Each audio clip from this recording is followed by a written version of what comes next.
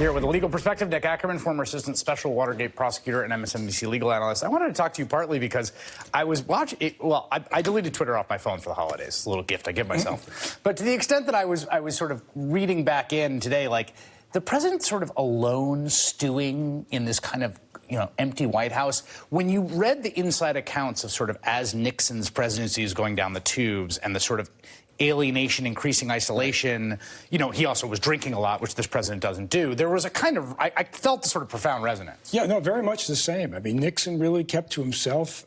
He wound up sitting in front of the fire and just kind of ruminating.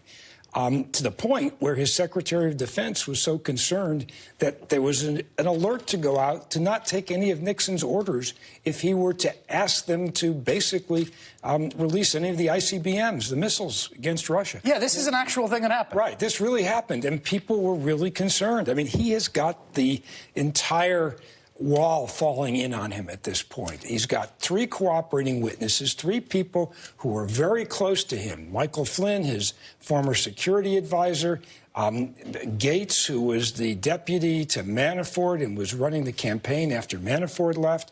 And then you've also got Michael Cohen, his personal lawyer. I mean, I don't think we ever had any witnesses in Watergate that were that close to Nixon.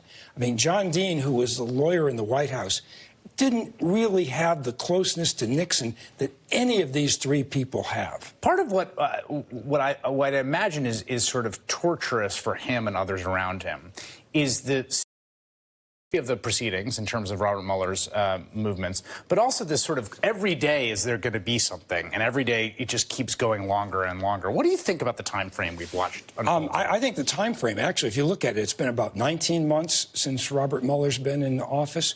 I mean, it's absolutely remarkable. He's had 36 indictments or guilty pleas, which is quite remarkable.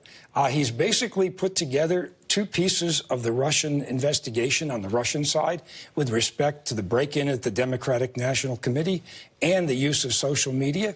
I mean, right now, the only question is, what Americans, if any, were involved in those conspiracies.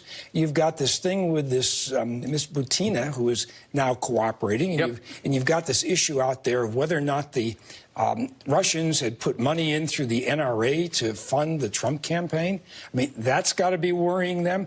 And then on top of it all, you've got the Democrats coming into Congress. And before Robert Mueller does anything, he is going to want all of those statements released from the House Intelligence Committee, because we know that Don Jr. was in there. We know that Jared Kushner was in there. And I think they're going to be looking at those pretty closely before they start bringing indictments. They want to know what all of these people said. And none of this is good news for the White House. Yeah, and they've already nailed Michael Cohen on a guilty plea of lying to Congress. We'll see if there are more in the offing. Nick Ackerman, thank you very much.